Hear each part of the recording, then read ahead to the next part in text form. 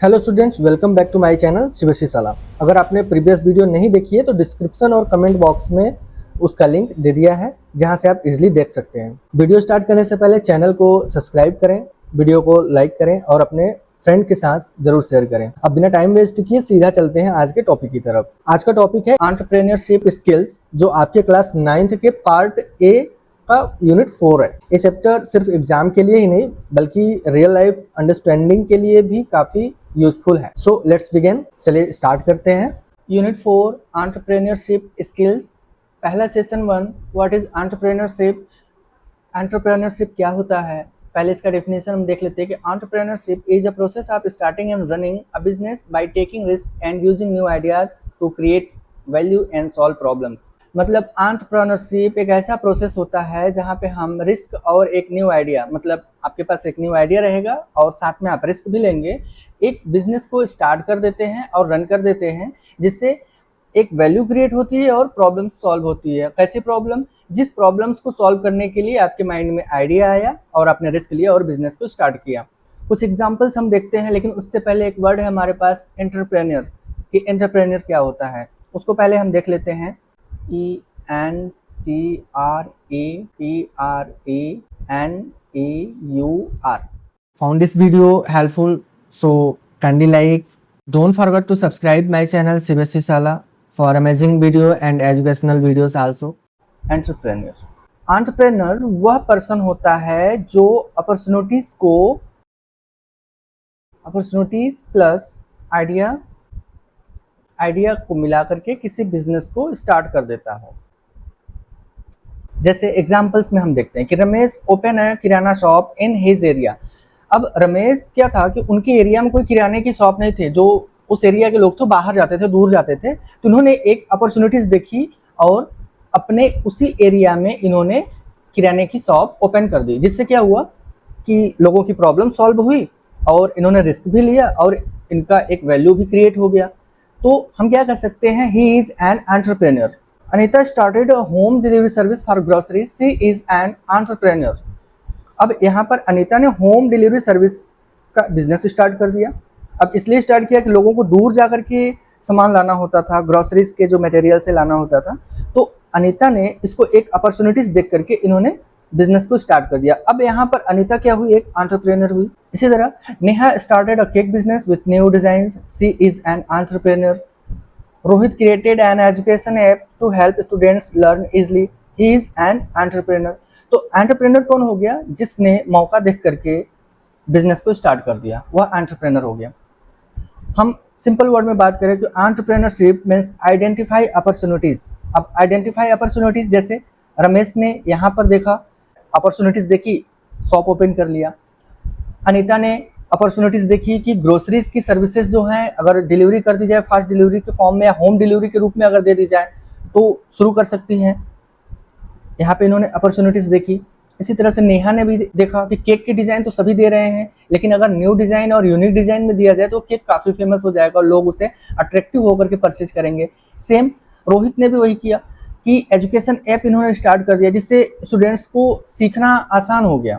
या हम एंटरप्रेन्योरशिप को यह भी कह सकते हैं कि entrepreneurship is the process of developing a business plan, launching and running a business using innovation to meet customer need and to make a profit. मतलब कस्टमर की जरूरतों को समझ करके कुछ नयापन ला करके हमने बिजनेस प्लान को डेवलप किया और लॉन्च कर दिया और उससे हमें एक प्रॉफिट हो गया, वह एंटरप्रेन्योरशिप हो जाता है।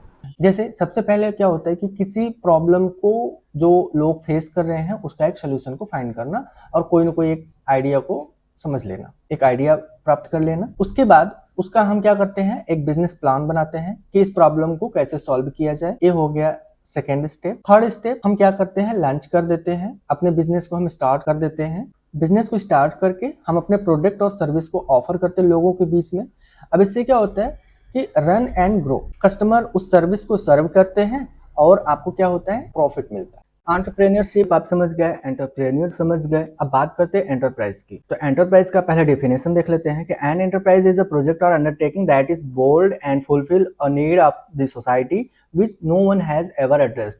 मतलब कि एन एंटरप्राइज एंटरप्राइज एक प्रोजेक्ट मीन्स एक काम है, अंडरटेकिंग मीन्स एक पहल है, दैट इज बोल्ड। बोल्ड का मतलब यहाँ पर होता है रिस्क लेने वाला, जो पहले कभी ना किया हो या नया एक हिम्मत करने वाला। And fulfil need of society, जो समाज की जरूरतों को पूरा करता हो, which no one has ever address, जिसको पहले कभी किसी ने उस समस्या का हल ना खोजा हो या निकाला हो। तो एंटरप्राइज में हम ये सीधा बोल सकते हैं कि यह जस्ट लाइक अ बिजनेस होता है। बिजनेस में सिर्फ आप अपना एक प्रॉफिट और रन उसको करते हैं। बिजनेस में आप एक ये बोल सकते हैं कि आप उसको रन कर रहे हैं और ग्रो अपने आप को कर रहे हैं। लेकिन इसमें क्या है, इसमें आप सोसाइटी के लिए भी कुछ वो हेल्पफुल हो जाता है, वो हमारा एंटरप्राइज हो। वो कैसे होता है देखते हैं। अब एंटरप्राइज को हम एक एग्जाम्पल से समझ लेते हैं कि जो प्रॉब्लम्स क्या है कि बहुत ज़्यादा प्लास्टिक का यूज़। अब प्लास्टिक का यूज़ हमारे एनवायरनमेंट के लिए काफ़ी हार्मफुल होता है, ये आप सभी जानते हैं। तो आइडिया क्या आप बना सकते हैं कि हम एक ऐसा बैग प्रिपेयर करें जो रीयूजेबल हो और एनवायरनमेंट को भी इफेक्ट ना करे। तो आपके माइंड में एक आइडिया ऐसा जनरेट हुआ, आपने क्या किया, इस पर काम किया और एक आपने सोल्यूशन निकाल करके एंटरप्राइज मतलब एक बिजनेस आपने स्टार्ट किया। एक बिजनेस ही है यह, जहाँ पे आप एक न्यू डिजाइन में आप अच्छे कपड़ों के बैग्स को प्रिपेयर कर रहे हैं, जिसको आप इको बैग्स के नेम से दे सकते हैं। अब इसका इम्पैक्ट क्या हुआ, इम्पैक्ट ये हुआ कि हैप्पी कस्टमर्स, ग्राहक भी खुश, प्लास्टिक का भी यूज कम हुआ, a cleaner and better society, जो हमारी सोसाइटी है वो काफी क्लीन और अच्छी और हेल्दी हो गई। तो इस तरह से आप देख सकते हैं कि यह भी एक बिजनेस ही है। टोटल यहाँ पर अगर हम बात करें, यह भी एक बिजनेस ही है, यह भी एक बिजनेस ही है। लेकिन इस बिजनेस में हमें कहीं पर सोसाइटी के लिए कोई ऐसा हेल्पफुल थिंग्स नहीं दिख रहा है, लेकिन यहाँ पर दिख रहा है जहाँ पे सोसाइटी के लिए की जा रही है। तो ये हमारा एंटरप्राइज हो जाता है, इसको हम एंटरप्राइज बोलते हैं। अगर हम एक और एग्जांपल की बात करें, टिफिन सर्विस की बात मैं कर लेता हूँ। बाहर लोग जाते हैं, जॉब करते हैं, जॉब में क्या होता है कि उनको होटल में खाना खाना पड़ता है, और आप जानते हैं कि होटल के खाने कैसे मिलते हैं। तो आपने क्या किया, एक टिफिन सर्विस स्टार्ट कर दी। अब टिफिन सर्विस में आप एक बिजनेस के जैसे इसे स्टार्ट भी किए हुए हैं, लेकिन इससे बेनिफिट क्या हो रहा है, बेनिफिट ये हो रहा है कि आप जो फूड दे रहे हैं वो काफी बेनिफिशियल है और हेल्दी है, घर के जैसा खाना है। तो कहीं ना कहीं यह सोसाइटी के लिए बेनिफिट दे रहा है। यह क्या हो गया, यह हो गया एक एंटरप्राइज। क्लियर। तो एंटरप्राइज का मतलब हो गया कि बिजनेस के साथ साथ सोसाइटी का भी बेनिफिट होता है और आप भी ग्रो करते हैं, वह एंटरप्राइज हो जाता है। एंटरप्रेन्योरशिप क्या हो गया कि न्यू आइडिया के साथ आप सोसाइटी के लिए कोई एक सोल्यूशन बना देते हैं और उससे आप इनकम जनरेट कर लेते हैं, वह एंटरप्रेन्योरशिप हो गया। और जो यह ऐसा काम करता है वह एंटरप्रेन्योर। ठीक है, नेक्स्ट की तरफ हम बढ़ते हैं। Session 2, role of entrepreneurship. इसमें हम देखेंगे कि एंटरप्रेन्योरशिप के क्या रोल हैं। लेकिन उससे पहले, if you were an entrepreneur, यदि आप एक एंटरप्रेन्योर होते, how do you think you will help your country? आप अपनी कंट्री के हेल्प के लिए क्या सोचते हैं, कैसे सोचते हैं? तो you know well that countries which encourage entrepreneurship have grown fast। जो कंट्री बिजनेस को एनकरेज करती है वह बहुत जल्दी विकास करती है या ग्रो होती है। It is therefore important to broadly define the role and benefit of entrepreneurship. तो यह जानना बहुत इंपॉर्टेंट हो जाता है कि एंटरप्रेन्योरशिप के क्या रोल हैं और उनसे क्या बेनिफिट्स हैं। जो पहला हमें मिलता है, इकोनॉमिक डेवलपमेंट। अभी कब होता है, मनी इन सर्कुलेशन। जब हमारा पैसा सर्कुलेट करता है तभी किसी कंट्री का इकोनॉमिक्स का डेवलपमेंट होता है। तो जो एंटरप्रेन्योर्स होते हैं वह बेटर एंड चीपर प्रोडक्ट्स बनाते हैं और सर्विस प्रोवाइड करते हैं। किन के लिए, कस्टमर्स के लिए। अब कस्टमर बदले में क्या देते हैं, उनको मनी प्रोवाइड करते हैं और यह मनी एंटरप्रेन्योर्स के पास ही आते हैं। तो चलिए यहाँ पर हम देखते हैं कि कोई अगर एक एंटरप्रेन्योर्स है, इन्होंने एक बिजनेस स्टार्ट किया और ये अपना प्रोडक्ट या सर्विस लोगों के सामने लाए, तो people by products and services. People क्या करते हैं, लोग क्या करते हैं, इनके प्रोडक्ट और सर्विस को बाई करते हैं। बाई करने के बाद एक्सचेंज में मनी को देते हैं और यह मनी क्या होता है, मार्केट में मूव कर जाता है। अब कैसे मूव करता है, अब यह एंटरप्रेन्योर्स के पास आएगा। अब इनका बिजनेस बढ़ रहा है तो इन्होंने 2 पर्सन को जॉब पर रख लिया, इनको जॉब प्रोवाइड किया इन्होंने। इसी इनकम से यह इनको भी पैसा देंगे और क्या करेंगे, इस पैसे से यह अपने बिजनेस को और भी ग्रो करेंगे और भी बढ़ाएंगे और भी लोग फिर रखेंगे। तो इससे क्या होता है, मनी का सर्कुलेशन होना स्टार्ट हो जाता है, क्योंकि ये लोग भी कहीं जाकर के कुछ ना कुछ तो परचेज करेंगे। तो यह जो पैसा है यह मार्केट में मूव करने लगा। अब मूव करने लगा तो कंट्री का इकोनॉमिक्स डेवलपमेंट शुरू होता है। इसी सीक्वेंस में सेकेंड है social development, creation of jobs. Social development तभी होगा जब क्रिएशन ऑफ जॉब ज़्यादा हो। अभी कैसे होगा इसको देखते हैं कि कोई भी जो बिजनेस होता है जब स्टार्टिंग में होता है तो एंटरप्रेन्योर जब उसे स्टार्ट करता है तो काफ़ी स्मॉल होता है, छोटा होता है, एक छोटे यूनिट से स्टार्ट करता है और जैसे जैसे बिजनेस चलता है, ग्रो करता है, वो बिजनेस बढ़ता है। और जब बिजनेस बढ़ता है, सक्सेस हो जाता है, तो क्या होता है, मैक्सिमम लोगों की ज़रूरत होती है, यानी कि जॉब्स के क्रिएशंस ज़्यादा हो जाते हैं। जैसे यहाँ पे आप देख सकते हैं कि स्टार्टिंग में जो बिजनेस है वो काफ़ी स्मॉल है, कुछ समय के बाद वो ग्रो किया, business grows and become successful, बढ़ गया और सक्सेसफुल भी हो गया। तो इस केस में क्या हुआ, more work is needed, more jobs are created. ज़्यादा काम की जरूरत पड़ी तो ज़्यादा लोगों की जरूरत पड़ी। इससे बेनिफिट क्या हुआ कि good quality jobs lead to more people earning money and having a good life. अच्छे जॉब से क्या होता है, जो लोग होते हैं उनकी अर्निंग अच्छी होती है और उनकी जो लाइफ स्टाइल होती है वो अच्छी होती है। नेक्स्ट हम देखते हैं third, improved standard of living. इससे क्या होता है, जो रहन सहन का स्टैंडर्ड है वह इम्प्रूव हो जाती है। मीन्स कैसे होता है कि more things available to live a comfortable life, मतलब सुविधाएं अगर मिलती हैं, मोर थिंग्स अगर सुविधाएं अवेलेबल हो जाती हैं तो हमारा जो लाइफ है वो काफ़ी कंफर्टेबल हो जाता है। When entrepreneurs sell product like a tractor, a mobile phone और a mobile service, it helps people live a more comfortable life. अब ये कैसे हो रहा है, अब ट्रैक्टर की ही बात करें, कहाँ कहाँ पर यूज होता है, फार्मिंग में यूज हो जाएगा, सेकेंड ट्रांसपोर्टेशन में, थर्ड हार्वेस्टिंग में। तो हम देखते हैं कि इस ट्रैक्टर की वजह से काम काफ़ी आसान और जल्दी हो जाता है। तो यहाँ पर एक कंफर्टेबल लाइफ मिल गया। मोबाइल फ़ोन का यूज़, क्या मुझे इससे भी बताना पड़ेगा आपको, आप जानते हैं कि एक जगह से बैठे बैठे आप कहीं पर भी किसी से बात कर सकते हैं, आप अपने फ्रेंड से बात कर सकते हैं, बाहर है तो अपने फैमिली मेम्बर से बात कर सकते हैं। एक न्यू थिंग्स है सोप, इसका क्या यूज़ होता है, साफ़ सफाई के बॉडी में रहती है तो आप हेल्दी रहेंगे, आप हाइजेनिक रहते हैं तो हेल्दी रहेंगे। तो कहीं ना कहीं ये सभी थिंग्स किसी न किसी एंटरप्रेन्योर्स की वजह से, यानी जो व्यवसायी हैं उनके द्वारा बनाया गया है और ये हमें अवेलेबल हो रहा है, इजिली अवेलेबल हो रहा है और हमारा लाइफ क्या हो रहा है, कंफर्ट हो रहा है। This products make life easier, safer and more comfortable. ऐसे ही बहुत से प्रोडक्ट हमारे लाइफ को आसान, सुरक्षित और आरामदायक बनाते हैं, कंफर्टेबल। अब इनसे बेटर लाइफ या स्टैंडर्ड ऑफ लाइफ कैसे चेंज होती है, एक एग्जांपल से हम देख लेते हैं। कोई व्यक्ति है जो एक गांव में गया और देखा कि वहाँ पर अच्छे क्वालिटी के सोप नहीं मिलते हैं। वह क्या किया, वह सिटी में गया और बहुत ज़्यादा अमाउंट में एंटीबैक्टीरियल सोप लेकर आया और ला करके ही sold the soap in a village at a reasonable price. एक रिजनेबल प्राइस पर उसने शॉप पर सेल कर दिया। सेल करने के बाद लोगों ने क्या किया, उस शॉप को स्टार्ट किया हैंड वॉशिंग के लिए। इससे क्या हुआ, बेनिफिट क्या मिला, people become healthier, less illness in the village, better quality of life. तो एक स्टैंडर्ड ऑफ लाइफ यहाँ पे चेंज हुआ। तो एंटरप्रेन्योरशिप की जो रोल्स हैं काफ़ी इंपॉर्टेंट होता है। हम शार्ट में बोल सकते हैं कि growing the economic, creating jobs and improving the life of people, ये हमारा रोल हो जाते हैं एंटरप्रेन्योरशिप। ठीक है, नेक्स्ट चलते हैं। नाउ इस स्लाइड में हम बात करेंगे क्वालिटीज ऑफ एन एंटरप्रेन्योर। एक एंटरप्रेन्योर की क्या क्वालिटीज़ हैं, लेकिन उसके पहले हम सुषमा की कहानी को समझ लेते हैं, जिससे क्वालिटीज़ एक एंटरप्रेन्योर की क्या है वो आसानी से आप समझ जाएंगे। तो सुषमा 2 बच्चों की माँ है और ये क्या देखती हैं कि बाकी जो अदर पेरेंट हैं अपने बच्चों को खेलने के लिए मोबाइल फ़ोन दे रहे हैं या फिर प्लास्टिक के बने खिलौनों को दे रहे हैं। इससे क्या हो रहा है, प्लास्टिक के बने खिलौने इन्वायरमेंट को काफ़ी नुकसान कर रहे हैं, हार्मफुल हो रहे हैं। और मोबाइल से खेलने से क्या हो रहा है, मोबाइल में टाइम बिताने से बच्चों की जो मेंटली हेल्थ और फिजिकली एक्टिविटी ना होने से वो बीमार भी हो जा रहे हैं। तो इन्होंने डिसाइड किया कि मैं ऐसा नहीं करूँगी, मैं बच्चों को नेचुरल रूप से खिलौने बनाऊंगी जो उनको सीखने में मदद करेगा और वो फिजिकली और मेंटली एक्टिव भी रहेंगे। इनके माइंड में आइडिया आया, पहला आइडिया इनके माइंड में आया। एक एंटरप्रेन्योर का पहला यही होता है कि आइडिया आना।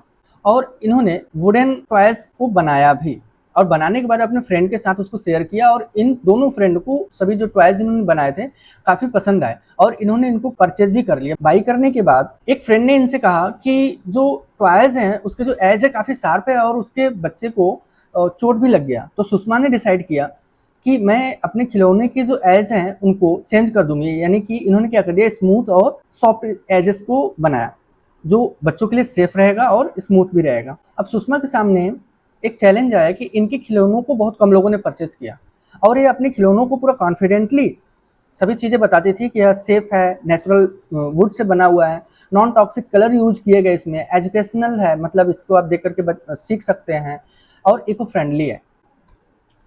इतना कुछ करने के बाद भी सुषमा के टॉयज सेल नहीं हो रहे थे।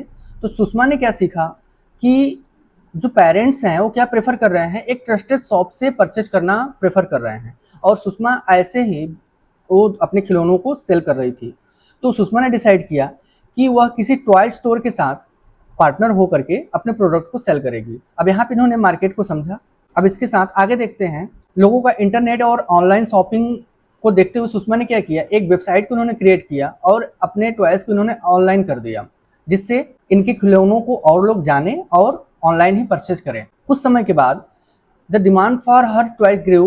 She started selling in many parts of India and also in countries. India के अलावा भी वो और अदर कंट्री में जैसे इंडिया, यूके, यूएसए, ऑस्ट्रेलिया, बाकी और कंट्रीज में उनकी टॉयज सेल होने लगे। अब इसका बेनिफिट क्या हुआ? इसका बेनिफिट ये हुआ कि लव एवरीवेयर, सुषमा के लकड़ी के बने खिलौने सभी जगह पर पसंद किए जाने लगे और पेरेंट प्रेफर करने लगे परचेज करने के लिए। तो अब आगे हम देखते हैं कि क्वालिटीज ऑफ एन एंटरप्रेन्योर।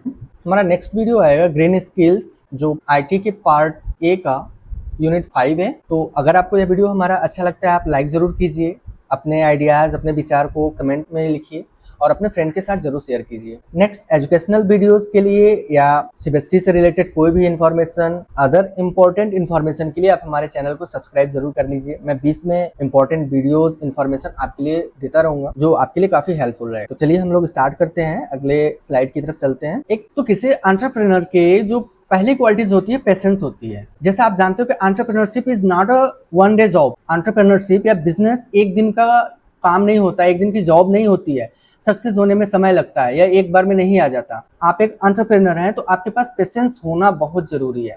जैसे सुषमा ने क्या किया था, 2 ईयर तक इन्होंने पेशेंस रखा हुआ था, तब जाकर के वह सक्सेस हुई। Second, positivity. अगर आप एंटरप्रेन्योर हैं तो आपके बिजनेस में आप डिफिकल्टीज को फेस करेंगे, फेलियर को फेस करेंगे और हो सकता है कि लॉसेस भी हों। उस केस में आपको stay positive and keep moving forward. आपको पॉजिटिव रहना है, हमेशा सही सोचना है और आगे बढ़ते रहना है। जैसे सुषमा ने क्या हुआ था, सुषमा के फ्रेंड ने उन्हें बोला था कि उनके खिलौने से बच्चे को चोट लग गई, तो उन्होंने क्या किया, खिलौनों के डिजाइन में क्या किया, उन्होंने कस्टमाइज किया और आगे बढ़ी। अब ऐसा नहीं था कि वो वहीं पर अपसेट हो गई और अपने प्रोडक्ट्स के इंप्रूवमेंट को रोक दिया। ओके, नेक्स्ट हम देखते हैं third, hard work, never giving up and perseverance. जितने भी बिजनेस होते हैं वह कैसे बढ़ते हैं, कहीं ना कहीं उनको फेलियर मिलता ही मिलता है, क्योंकि फेलियर से ही लोग सीखते हैं। तो आप हमेशा ट्राई करते रहिए, keep working hard till it becomes successful. आपको तब तक ट्राई करते रहना है जब तक कि सक्सेसफुल या सफलता ना मिल जाए। जैसे सुषमा ने क्या किया था, Sushma kept trying even when the toys were not selling. Sushma ने तब तक ट्राई किया जब तक कि उनके खिलौने सेल होने स्टार्ट नहीं हो गए। और क्या हुआ लास्ट में, कि उनके खिलौने आउट ऑफ कंट्रीज भी सेल होने स्टार्ट हो गए थे। एक एंटरप्रेन्योर की जो फोर्थ क्वालिटी होती है, कॉन्फिडेंस होती है। अब कॉन्फिडेंस क्या होता है कि believe in yourself and your product. आपको अपने में और अपने प्रोडक्ट पर कॉन्फिडेंस होना चाहिए, भरोसा रखना चाहिए। और अगर आप किसी से बात करें, अपने कस्टमर से बात कर रहे हैं, तो कॉन्फिडेंटली होकर बात करना चाहिए। जैसे सुषमा करती थी, सुषमा क्या करती थी, अपने प्रोडक्ट के बारे में बताती थी कि नेचुरल है, नॉन टॉक्सिक कलर यूज किए गए हैं, सेफर है, एजुकेशनल है, बच्चे इसको लेकर के सीखेंगे। इस तरह से आपके अंदर कॉन्फिडेंस होना चाहिए। जो फिफ्थ क्वालिटी होती है, open to trial and errors, try new ideas without fear of failure. आपको हमेशा नए आइडियाज को ट्राई करना चाहिए, यह डरना नहीं चाहिए कि कहीं मैंने ऐसा किया तो मैं फेल ना हो जाऊं। आप use trial and errors and experiment. आप हमेशा ट्रायल करते रहिए, एरर्स आएंगे और उससे आप एक्सपेरिमेंट करते रहिए। तो एंटरप्रेन्योर की जो एक फिफ्थ क्वालिटी होती है, open to trial and errors. अब जैसे सुषमा के केस में क्या हुआ था कि जब वो अपने फ्रेंड या अपने फैमिली सर्कल में अपने टॉयज को सेल नहीं कर पाई, तो उसने क्या किया, पार्टनर बन गई। किनके साथ, एक ट्रस्टेड शॉप के साथ। फिर वहां से उनके खिलौने सेल होने स्टार्ट हो गए। एंटरप्रेन्योर की जो 6th और आखिरी क्वालिटी होती है, क्रिएटिविटी एंड इनोवेशन। हमेशा क्रिएटिव होना चाहिए और इनोवेटिव होना चाहिए। आप हमेशा अलग सोचिए, think differently, find new and creative solution to problem. कोई प्रॉब्लम हो उसका आप सोल्यूशन खोजिए, तो न्यू होना चाहिए और क्रिएटिव होना चाहिए। जैसे सुषमा ने किया, इनके पास कितनी प्रॉब्लम्स आई। इनके फ्रेंड ने कंप्लेन किया कि टॉयज के जो एज हैं काफी शार्प हैं, इन्होंने क्या किया, उसको स्मूथ बना दिया। दूसरा क्या हुआ कि प्रोडक्ट नॉट सेल हो रहे थे, इन्होंने क्या किया, पार्टनर हो गई। एक इन्होंने क्या किया, एक क्रिएटिव सोल्यूशन क्या निकाला कि इन्होंने पूरे अपने प्रोडक्ट को ऑनलाइन कर दिया, जिससे अदर कंट्री में भी सेल हुए। तो एक एंटरप्रेन्योर को हमेशा धैर्य रखना चाहिए, पेशेंस होना चाहिए, हमेशा सही सोचना चाहिए, गलत नहीं सोचना चाहिए, पॉजिटिविटी होनी चाहिए। तीसरा, hard work, never giving up and perseverance होना चाहिए, मतलब कड़ी मेहनत करने वाला होना चाहिए। कॉन्फिडेंस होना चाहिए, उनके अंदर विश्वास होना चाहिए अपने पर। Open to trial and errors, हमेशा एक नई चीज़ों को खोजना चाहिए, समझना चाहिए। क्रिएटिव एंड इनोवेटिव होना चाहिए।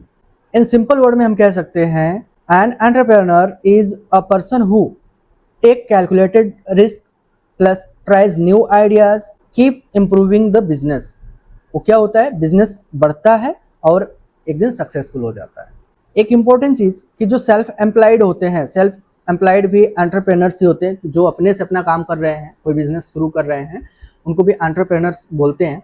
तो a self employed person may not be an entrepreneurs if, यदि वह डज नॉट टेक रिस्क, वह रिस्क नहीं ले सकते, is not open to new ideas, वह किसी नए आइडिया को नहीं ले सकते, एक्सेप्ट नहीं कर सकते, run the business only to earn a steady income, जो अपने बिजनेस को ऐसे चला रहे हैं कि बस नॉर्मल एक जितना चाहते उतना इनकम उनको हो जाए। तो दिस इज नॉट एंटरप्रेन्योरशिप, यह क्या है, एक एंटरप्रेन्योरशिप नहीं है। एन एंटरप्रेन्योर इज ऑलवेज, वह हमेशा होगा, क्या होगा, willing to take calculated risk, जो हमेशा कैलकुलेटेड रिस्क लेने के लिए रेडी हो, ओपन टू न्यू आइडियाज, हमेशा नए आइडियाज के लिए वह रेडी रहता हो, एक्सेप्ट कर सकता हो या ट्राई कर सकता हो, focus on growth and improvement, हमेशा ग्रोथ और इम्प्रूवमेंट पर उसका फोकस ध्यान रहता हो, तो हम क्या कर सकते हैं, दिस इज एंटरप्रेन्योरशिप, वह एक एंटरप्रेन्योरशिप है। सेशन 4 में हमें डिस्कस करना है कि एंटरप्रेन्योरशिप एंड वेज एम्प्लॉयमेंट में क्या फ़र्क है या उनके क्वालिटीज़ क्या क्या हैं, कैरेक्टरिस्टिक की बात हम करेंगे। तो जैसा आप जानते हो कि entrepreneurship means organising, developing and managing a business venture along with any of its risks in order to make profit. Entrepreneur takes risks to make a profit. Like selling price किसी चीज़ की 42 है, उसमें जो कॉस्ट लगा हुआ है total 35 का लगा हुआ है, प्रॉफिट कितने का हो गया, 7 रुपये का। जैसे एक हलवाई की दुकान पर देखा जाए तो इनका जो बेचने का प्राइस है एक स्वीट का 42 रुपये है, लेकिन बनाने में उसको 35 रुपये लगे तो 7 रुपये उनको प्रॉफिट हो गया। यह एक हम बोल सकते हैं कि बेस्ट एंटरप्रेन्योरशिप है, क्योंकि इनको यहाँ पे प्रॉफिट हो रहा है। कहने का मतलब है कि entrepreneur is not without risk but entrepreneurs are not afraid of taking calculated risk. मतलब कि कोई भी बिजनेस है जो स्टार्ट होगा बिना रिस्क तो स्टार्ट हो नहीं सकता, और रिस्क लेने वाला जो एंटरप्रेन्योर है अगर वह रिस्क लेने से डरता है तो बिजनेस नहीं कर पाएगा। Means taking risk can be lead to failure, but failure is acceptable and entrepreneurs continue their course of action till they achieve success। मतलब फेलियर्स तो आएंगे और उन फेलियर्स को एक्सेप्ट करना चाहिए, वो एक्सेप्टेबल भी होने चाहिए, जिससे आप भविष्य में सक्सेस हो जाए। In the session 4 we will distinguish characteristics of an entrepreneurship and wage employment। So firstly we will go characteristics of entrepreneurship। तो पहली जो क्वालिटीज होती है, ability to take up risk, risk लेने की क्षमता होनी चाहिए, believe in hard work and discipline, discipline और हार्डवर्क में विश्वास होना चाहिए, adaptable and flexible to achieve the goals of enhancing quality and customer satisfaction. Customer के सेटिस्फैक्शन और क्वालिटी को इनहेंस करने एक एंटरप्रेन्योर के पास फ्लेक्सिबिलिटीज होनी चाहिए। 4 knowledge of the product and services and their needs of demand in the market. Market में जो आप सर्विस दे रहे हैं, जो प्रोडक्ट दे रहे हैं, उसकी डिमांड के बारे में आपको पूरी तरह से नॉलेज होना चाहिए। ऐसा नहीं कि आपको पता ही नहीं है और आप उस मार्केट में अपने बिजनेस को लेकर जा रहे हैं जहाँ पे ऑलरेडी पहले से वो बिजनेस चल रहे हैं, वो भी सक्सेसफुली।